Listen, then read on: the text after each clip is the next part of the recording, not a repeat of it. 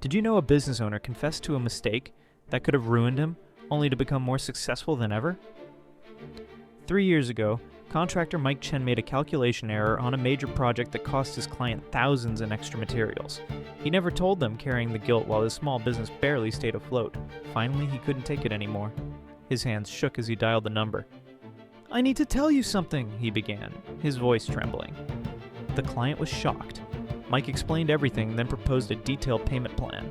He'd give up his morning coffee, cancel streaming services, work weekends, anything to pay them back.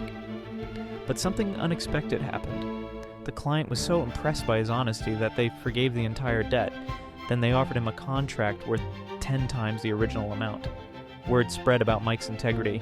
Soon, ethical companies were lining up to work with him. His business thrived because he chose the honesty over hiding.